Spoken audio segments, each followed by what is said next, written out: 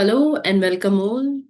आप सबका स्वागत है टोपरली में। सो बेसिकली आज हम इंडियन पॉलिटी एंड गवर्नेंस को स्टार्ट करने वाले हैं। अगर हम यूपीएससी प्रीलिम्स एंड मेंस के पॉइंट ऑफ व्यू से देखें तो इंडियन पॉलिटी एंड गवर्नेंस का काफी इंपॉर्टेंट वेटेज है। इनफैक्ट वन ऑफ द जो इजीएस्ट स्कोरिंग एरिया है उनमें अगर हम बात करें तो वो है Indian polity and governance. So Indian polity and governance हमारे लिए कवर करना काफी ज्यादा इंपॉर्टेंट हो जाता है। एंड ऐसे में इसको अब हम स्टार्ट कर रहे हैं। So basically what is constitution?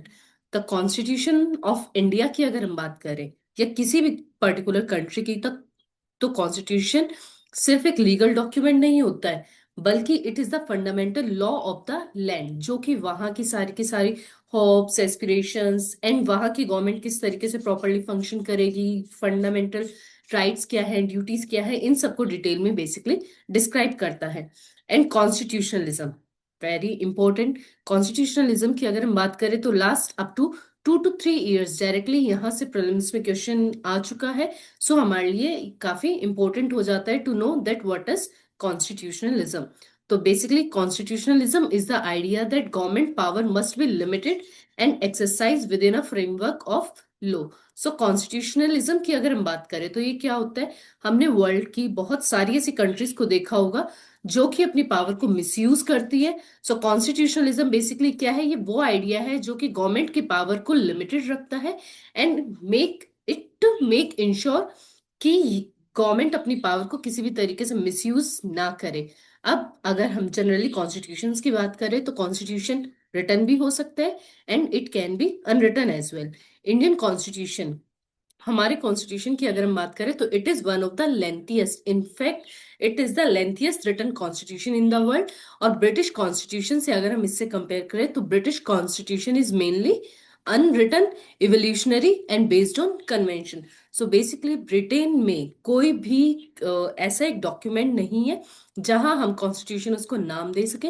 लेकिन अगर हम इंडियन कॉन्स्टिट्यूशन की बात करें तो इंडिया में कॉन्स्टिट्यूशन प्रॉपरली रिटन है। इनफैक्ट इंडिया में कॉन्स्टिट्यूशन को बनाने के लिए प्रॉपरली एक असेंबली, एक रिप्रेजेंटेटिव बॉडी फॉर्म हुई थी जिसको कि हम कॉन्स्टिट्यूएंट असेंबली के नाम से जानते हैं।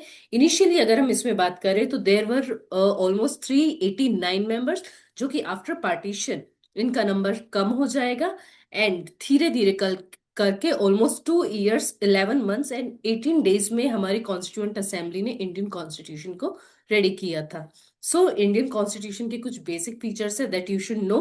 अगर हम सबसे पहले बात करें तो it is the longest written constitution in the world. Originally अगर हम बात करें तो ओरिजिनली हमारे कॉन्स्टिट्यूशन में 395 आर्टिकल्स थे, जो कि अब एक्सटेंड होके कुछ एडिशंस एंड डिलीटेशंस के बाद ऑलमोस्ट 395 आर्टिकल्स हो चुके हैं, जो कि 22 पार्ट्स एंड 8 शेड्यूल्स में डिवाइडेड है। In fact Indian constitution is a living document. अब यहाँ ये क्वेश्चन आता है, what is a living document? या किसी भी कॉन्स्टिट्यूशन को अगर हम लिविंग डॉक्यूमेंट बोल रहे हैं तो why is it so?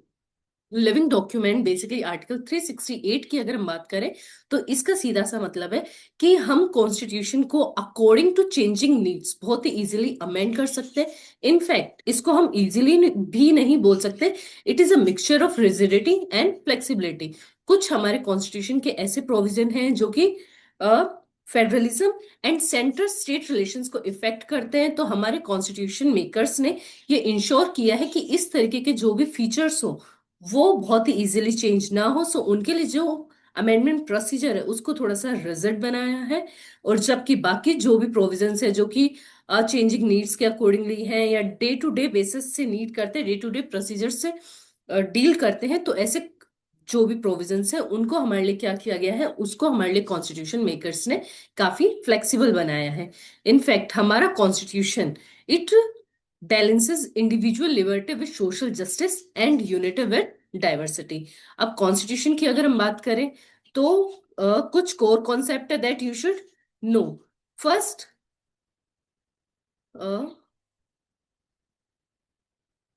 Constitution was not handed down by the British parliament. In fact हमारे कॉन्स्टिट्यूशन का मोस्टली एनसीईआरटीज एंड जितनी भी बुक्स हैं उन सब में हमने ऑलरेडी प्रियम्बल देखा होगा। सो वहां पे हमको प्रियम्बल में बहुत ही क्लियरली कुछ फ्रेज, एक वर्ड हाईलाइट होते हैं and that is we the people of India. So ये जो वर्ड है क्या डिनोट करते हैं कि इंडियन कॉन्स्टिट्यूशन हमें किसी ब्रिटिश पार्लियामेंट ने या ब्रिटिश गवर्नमेंट ने हैंडेड डाउन नहीं किया था। इनफैक्ट ये इंडियंस ने खुद इनेक्ट किया है, खुद अडॉप्ट किया है, and it is given to ourselves by the people of India through their representative.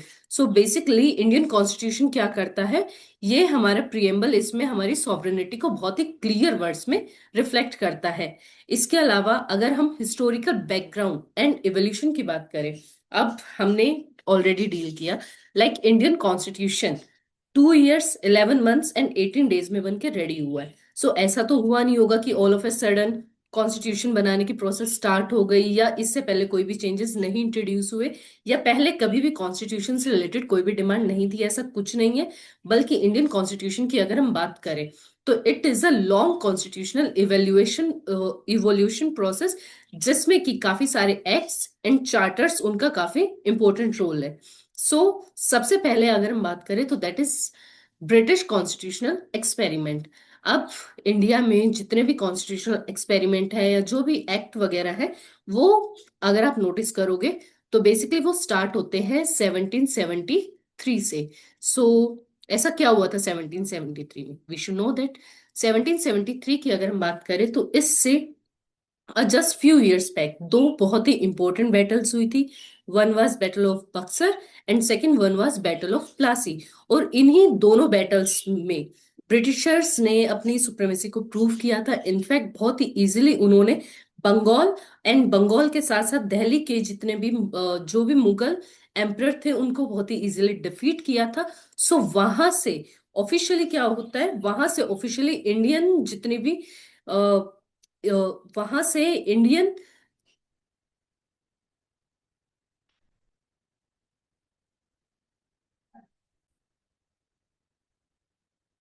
तो एज वी ऑलरेडी नो 1600 से इंडिया में ब्रिटिश ईस्ट इंडिया कंपनी की एंट्री हो जाती है। एंड इनफैक्ट ब्रिटिशर्स के साथ साथ उससे पहले और भी बहुत सारी जो यूरोपियंस पावर थी like French, Danish and Germans, ये सब के सब ऑलरेडी इंडिया में, पोर्तुगीज ऑलरेडी इंडिया में आ चुके थे। सो इनके आने के बाद से ही इंडिया में धीरे धीरे करके फॉरेन पावर्स अपनी काफी ज्यादा पावर को इंक्रीज कर रही थी। एंड लेकिन अगर हम स्पेसिफिकली ब्रिटेन से रिलेटेड बात करें तो ब्रिटिश ईस्ट इंडिया कंपनी एक ट्रेडिंग कंपनी थी जो कि इंडिया में सिर्फ और सिर्फ ट्रेड करने के पर्पज से आई थी। लेकिन विद टाइम 1600 से 1700 एंड 1750 की अगर हम बात करें तो during this time period Britishers धीरे धीरे करके, ईस्ट इंडिया कंपनी धीरे धीरे करके अपनी पावर को इंक्रीज करती है। And during the battle of Buxar and Plassey, ये इंडिया की जो दो सबसे इंपॉर्टेंट पावर्स थी like Mughal power and Bengal, जो कि उस टाइम पीरियड पे इंडिया का सबसे रिचेस्ट प्रोविंस था, उनको बहुत ही इजीली डिफीट कर देते हैं। तो वहां से एक नया चैप्टर इंडियन हिस्ट्री का स्टार्ट हो जाता है। इनफैक्ट यहां से ब्रिटिश ईस्ट इंडिया कंपनी क्या है, अपने आप में एक टेरिटोरियल पावर के रूप में इमर्ज होती है।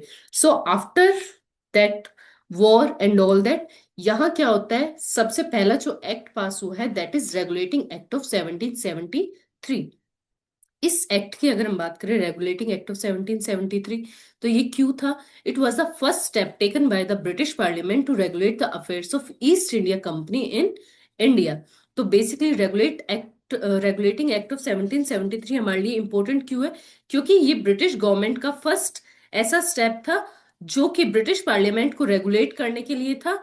एंड इससे ईस्ट इंडिया कंपनी के जो भी फंक्शंस वगैरह थे उनको थोड़ा सा रेगुलेट किया जा रहा था। इनफैक्ट इस ड्यूरिंग इसी एक्ट के थ्रू, रेगुलेटिंग एक्ट के थ्रू, कोलकाता में एक सुप्रीम कोर्ट का इस्टेब्लिशमेंट किया गया था।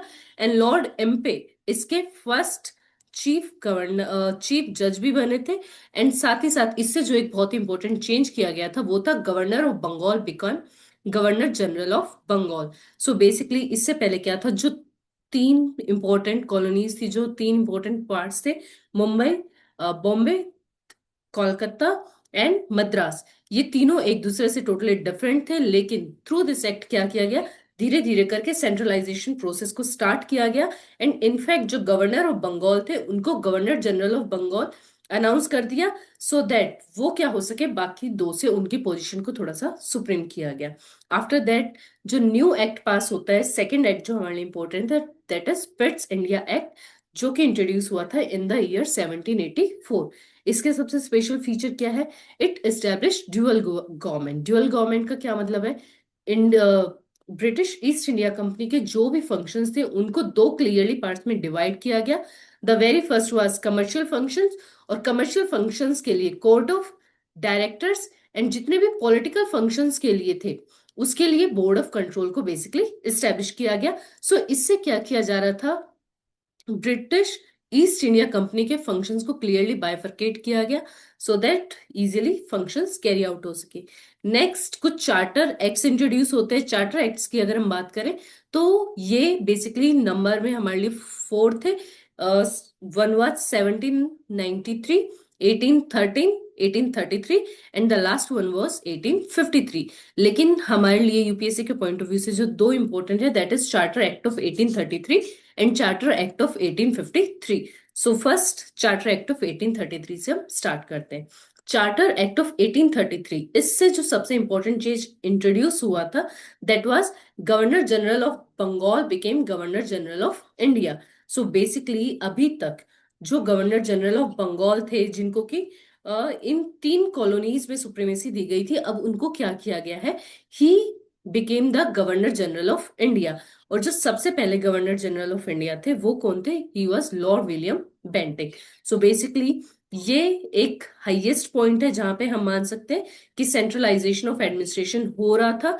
एंड थ्रू दिस एक्ट एक जो इंपॉर्टेंट चेंज इंट्रोड्यूस किया गया था वो क्या था? Attempted to codify laws. Codify laws से क्या मतलब है? अगर हम इंडिया के उस टाइम पीरियड की बात करें तो हमारे यहाँ जितने भी हिंदू थे वो हिंदू लॉज के अकॉर्डिंगली एडमिनिस्टर होते थे, एंड साथ ही साथ जितनी भी मुस्लिम पॉपुलेशन थी वो मुस्लिम कोर्ट्स के अकॉर्डिंगली एडमिनिस्टर होती थी। तो इस एक्ट के थ्रू पहली बार उनको कोडिफाई करने की प्रोसेस को स्टार्ट किया गया।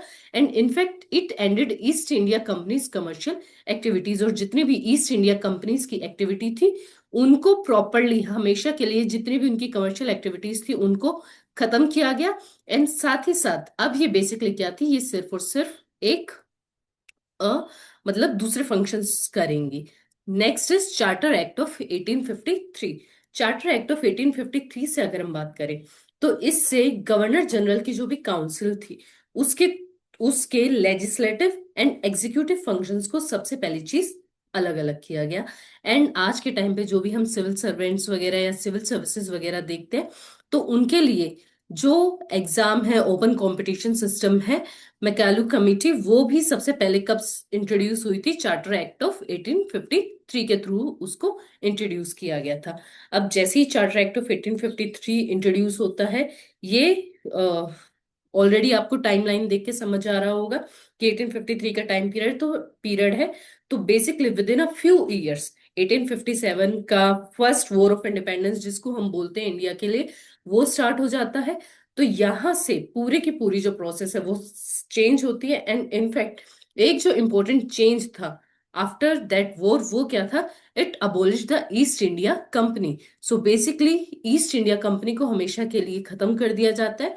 एंड ये जो चेंजेस था ये किसके थ्रू इंट्रोड्यूस हुआ था? गवर्नमेंट ऑफ इंडिया एक्ट, जो कि इंट्रोड्यूस हुआ था इन द ईयर 1858।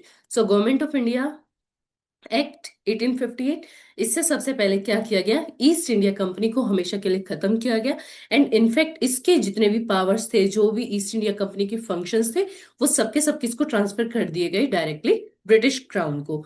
अब इंडिया में जो भी फंक्शंस होंगे, जो भी पावर को यूज करना है, उसके लिए किसको बनाया गया? Secretary of state. And secretary of state को असिस्ट करने के लिए एक 15 मेंबर की काउंसिल्स भी बनाई गई। एंड एक जो इंपॉर्टेंट चेंज था दैट वाज गवर्नर जनरल की पोस्ट को चेंज करके अब नया नाम क्या रख दिया गया था? वाइस रॉय।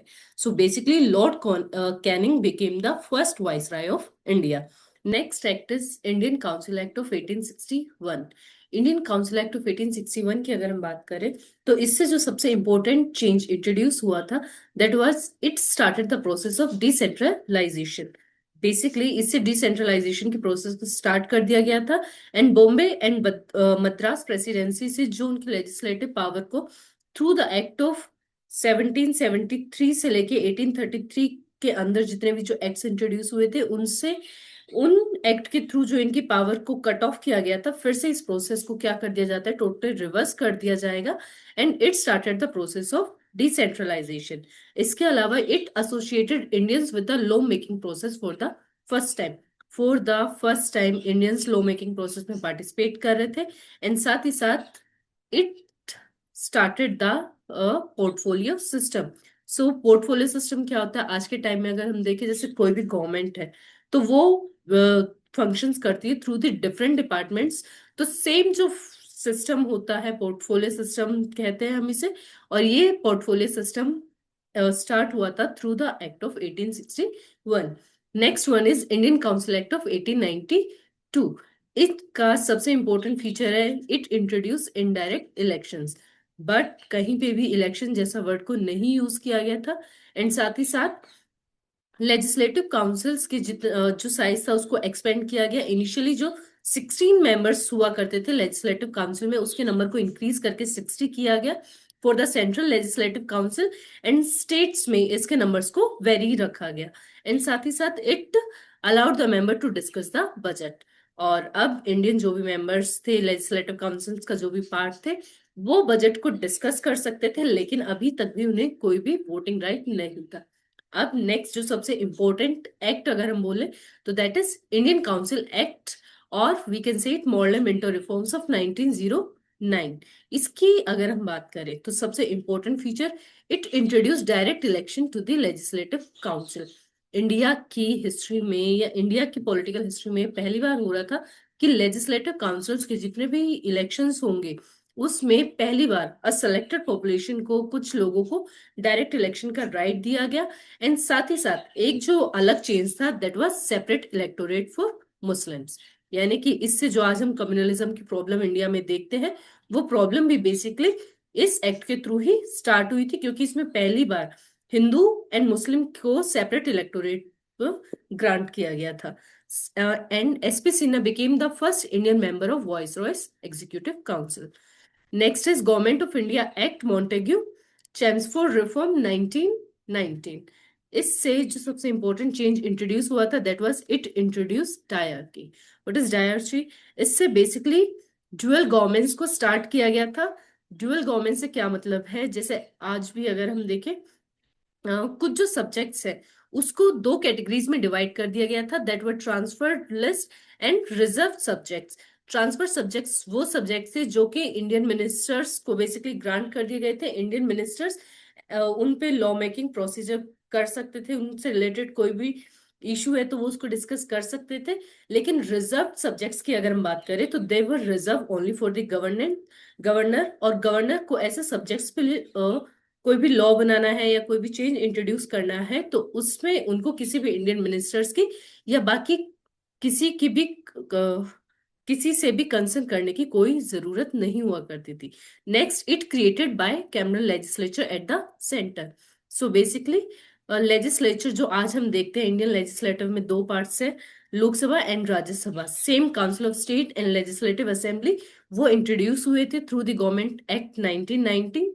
एंड इसके अलावा इट एक्सटेंडेड कम्युनल रिप्रेजेंटेशन को अब सिर्फ मुस्लिम कम्युनिटी तक लिमिटेड ना रख के इसको बाकी जो अदर कम्युनिटीज थी, like Sikh, Indian Christian, Anglo Indians, European, उन सब के लिए भी एक्सपेंड कर दिया गया। एंड एक्सपेंड करने के साथ साथ इससे it created the office of high commissioner for India in London. So basically ये इंपॉर्टेंट चेंजेस थे जो कि इस एक्ट के थ्रू इंट्रोड्यूस किए गए थे। Next important act is government of India act 1935। ये एक्ट सबसे इंपॉर्टेंट है, in fact it is the single largest source of Indian constitution.